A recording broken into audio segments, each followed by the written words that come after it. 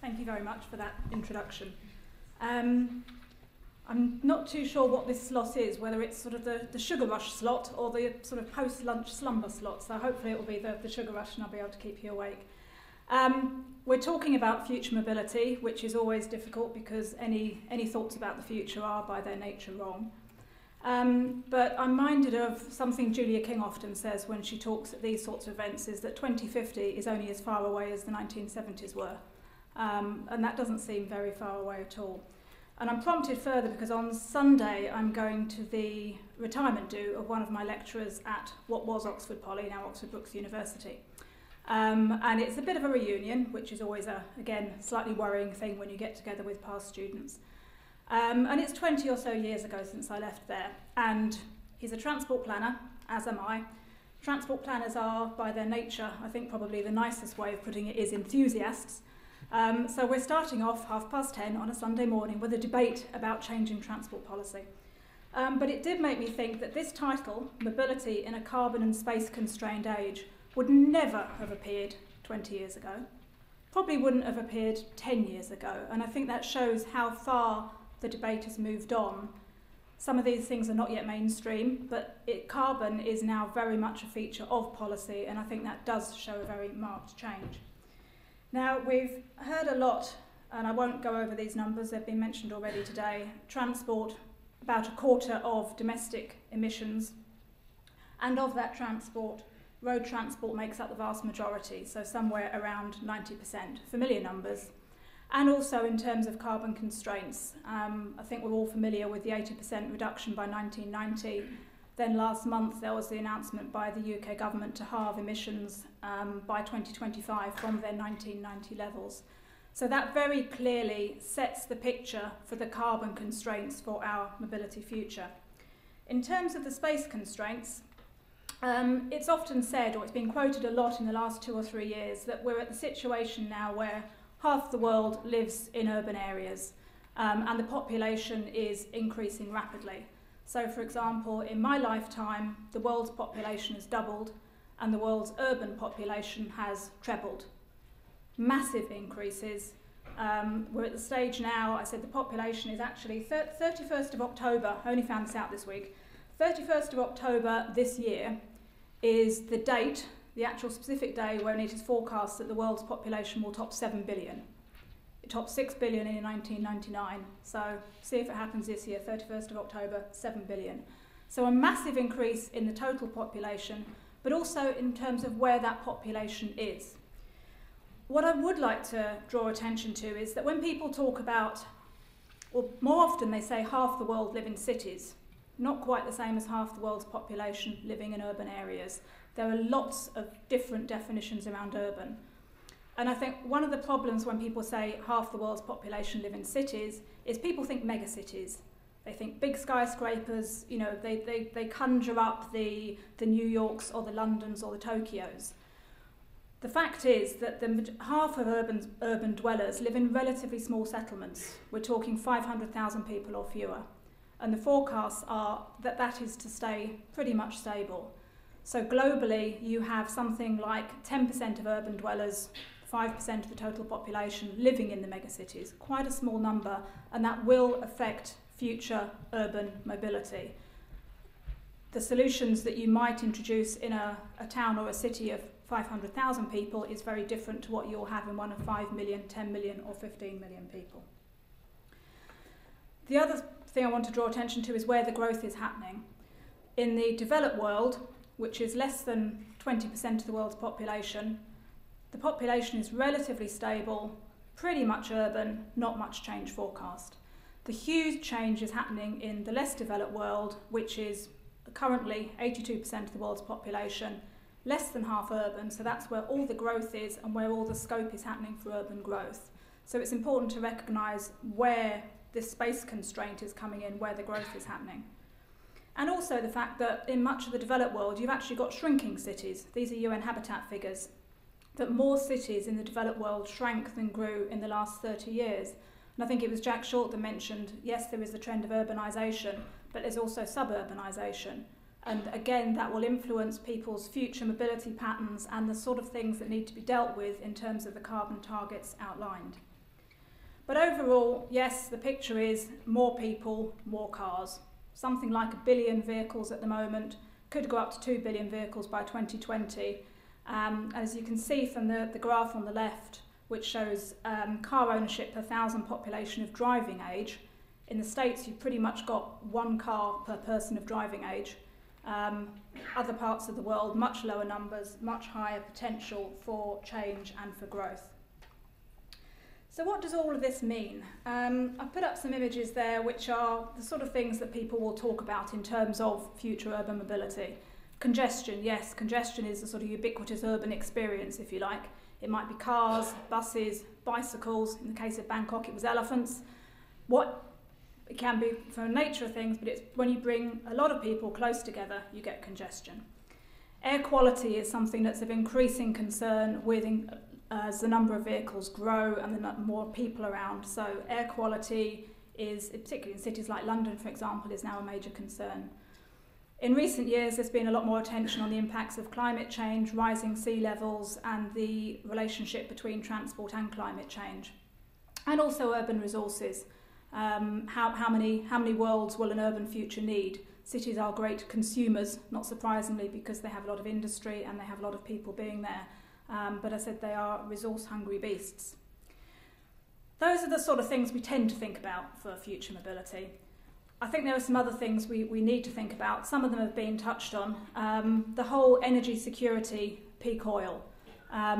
Some believe, some don't. But there are some fairly worrying reports out there about how soon peak oil might bite and what the implications of that might be. One that interests me in particular is the whole area of resilience and vulnerability. As we live in an increasingly urban world, it becomes an increasingly more fragile world. And it doesn't take much to knock that fragility, whether it's an energy shortage, for example, a shortage of energy supply, and there have been some very marked examples of that recently. But increasingly, it's also natural events, whether it is heat waves or flooding or drought, the recent earthquake and tsunami in Japan. Our city systems are quite brittle to those type of events. So how much is resilience taken into account in terms of planning for future urban mobility? Demographic issues, ageing has been touched on more, I think, in terms of what the implications are for having fewer people driving because they're older, but how do we actually design our cities, design our transport systems to address the needs of all citizens, whether they be young, whether they be old, whether they be male, whether they be female. And just as we're all getting older, generally, although we don't like to think about it, we are mostly all getting fatter. How do we cope with future health issues? Obesity is a particular one where people lead more sedentary lives. They're not being as active in their travel patterns. Very strong links towards urbanisation and obesity, which is partly due to lack of exercise, but also change of diet. So there are a number of issues which urban transport needs to think about in the future. And also poverty. I put this picture up, hopefully you can see it. It's probably familiar to many of you. It's a photograph taken by Tucavieira in Sao Paulo. And again, urbanisation tends to bring about greater disparity of wealth. The wealth gap widens. Those are some of the issues. Very rapidly, how have some cities responded? And I would imagine most of these examples will be familiar, so I'll go through very quickly. This is drawing on some research I did for the World Economic Forum on urban mobility. So we've heard modal shift talked about briefly. Many cities are responding by putting in public transport systems, can be metros, not quite as glamorous, but bus rapid transit systems, for example, many South American cities leading that, like Bogota. Ticketing systems, the Octopus card in Hong Kong, the Oyster card in London. Road pricing schemes, London again a good example, but also Stockholm, where they introduced the trial system, then had a referendum to see whether people wanted it kept. Goods transport is often neglected, 15% of traffic-ish in cities and towns, but often there's a big disparity between passenger transport and goods transport, and they're treated very separately, but they need to be seen as part of the transport mix. Car parking, again, the unglamorous end of transport policy, but a very effective tool and one of the most effective ones for local authorities, for governments to actually change people's travel behaviour. Low carbon private vehicles, not surprisingly, big subject for today, very important to me because I work half my time for the Office for Low Emission Vehicles on their infrastructure side and the plugged in places, so the role that low carbon vehicles can take in terms of personal mobility, but also particularly the opportunity to look at different ownership models and how people use their vehicles. Cycling, much can be done, much has been done. I think it's great to see some of the changes that have taken place in London in terms of the increase in cycling, but there's still a very low modal split. But cities are, at least mostly now, starting to take cycling as being important. Walking is one I feel very strongly about. I'm a passionate walker, and I think walking is nearly always sort of last in the line, doesn't get enough attention, and I think it's an area where future mobility needs to be focused more in terms of transport policies. But the most important thing, I think, is bringing this all together in terms of integrated planning. And I think draw on this at 3 levels. First of all, one single transport mode will not do it. Whether it's low carbon vehicles, whether it's public transport, whether it's walking, they all need to come together, they all need to work together. And I think there are many cities and areas that are doing good things in one area. It's doing them across the whole of transport that's important. The second thing in integrated planning is it's not just about transport.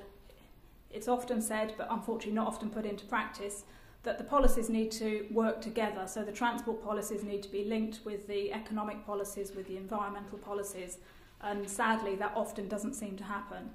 And I think the third thing is cities working together, both in terms of neighbouring cities, because people move around, they don't just stay in one area, and too often you get one type of transport evolving in one place and something different in the next place. If you actually had common ticketing systems, common systems that people could understand, it would make life a lot easier. And also it's the fact that cities can learn from each other. I'm involved with the C40 network of cities, which is all about sharing experience, so you don't have to all go through the same pain. And then the last one I'd point to, I think, which is very important in terms of future mobility, is the whole issue of governance. I think it's a struggle for transport, and Jack this morning talked about the challenge of transport policy in terms of it's not exactly normally a political winner, because often it's on the negative side. I think the other problem is that transport does become very political, and so things are, initiatives are hampered by the political timeframes of the administration, typically 4 or 5 years. No one wants to do anything that might be unpopular in their first year or their last 2 years. That leaves that sort of sweet spot in the middle of 2 years, which is very hard to actually introduce changes. And there's the quote up on screen, which I'll read out in case you can't see it. Enrique Peñalosa, who's the former mayor of Bogotá, who's a great source for quotes. John Batterby quoted John Kennedy, another great source for quotes. I always like Enrique Peñalosa. Urban transport is a political and not a technical issue. The technical aspects are very simple, but transport planners don't like to tell you that. The technical aspects are very simple. The difficult decisions relate to who is going to benefit from the models adopted. And I think that's a very important one in considering future urban mobility. So I think to conclude, what I would like to focus on really is you can look at things, this isn't original, in terms of the why, the what and the how. And transport is never, in my mind, going to be a why. The first thing anybody learns when they study transport is a derived demand. Transport is not an end in itself. Transport is a means to something else. So transport can be part of the what, and it can be part of the how, but it is very rarely part of the why.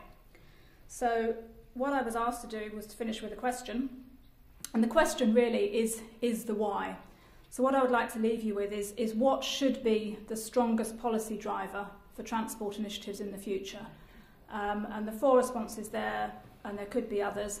My earlier version of this had equity in there, but I was told that no one would vote for equity, sadly, so equity fell out of it. So what should be the driver? Should it be economic vitality, employment, jobs, access to work?